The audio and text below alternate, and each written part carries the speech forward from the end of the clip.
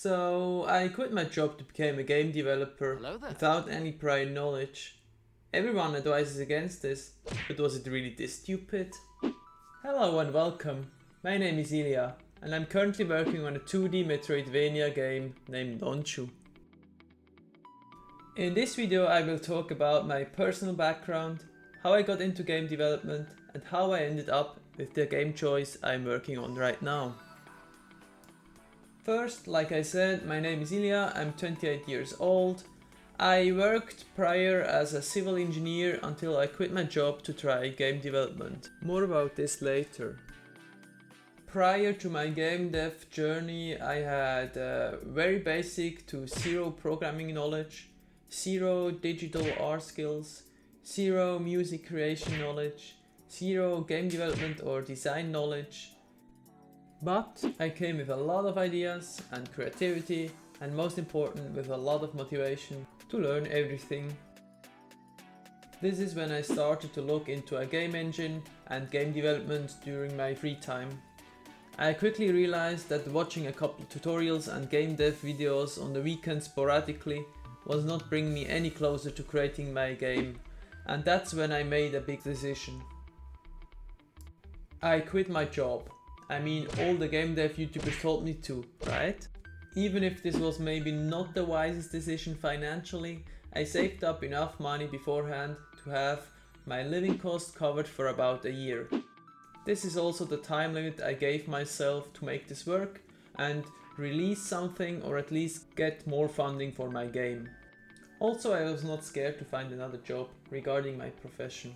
This is when my journey truly started. Of course, I already had a game idea in my head, but before I jumped into it, I luckily did some research first.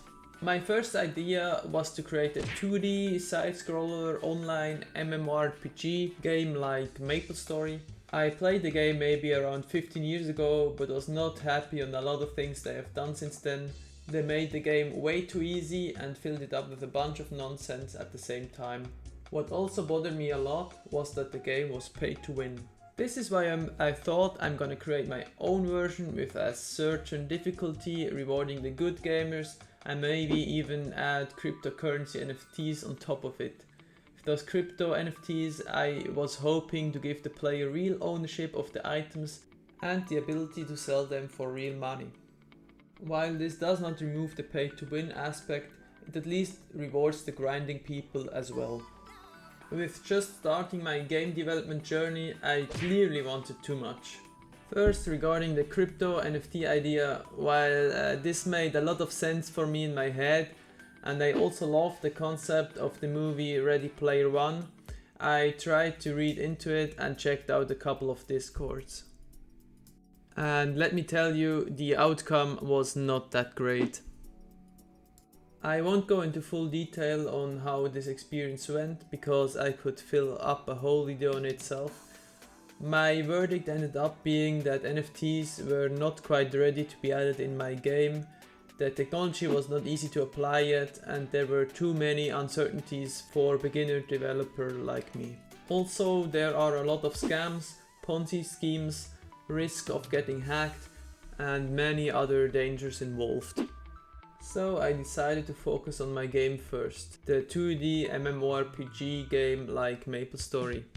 I have seen some Maplestory private servers with mods and stuff, so I had the impression that there should be the code for Maplestory laying around somewhere, and I could simply inspire from it and create a Maplestory clone as a base for my game. Well, yes, I was an idiot and I was wrong. And while searching for how to create a Maplestory game, everyone I asked advised against creating a MMORPG, especially for my first game. This is when I found out about Hollow Knight. Yes, I lived under a rock and I didn't know about it until then, and I loved it, and I decided to create a 2D Metroidvania on my own instead. And this is how I chose my game genre. The only thing left was now to choose a game engine. Quickly I ended up with two options, Unity or Unreal. Because I read that Unity is more beginner friendly and is supporting 2D games better, it ended up as my choice. This is it for my devlog series, introduction, or however I will decide to call it. If you enjoyed it, please leave a like on this video. To see more of my journey and the development of my game, please subscribe to this channel, it would mean a lot to me. Also, if you have any feedback for my game dev journey, or tips for improving my YouTube devlogs in general, please leave it as a comment below. Thanks for watching and see you next time. Bye!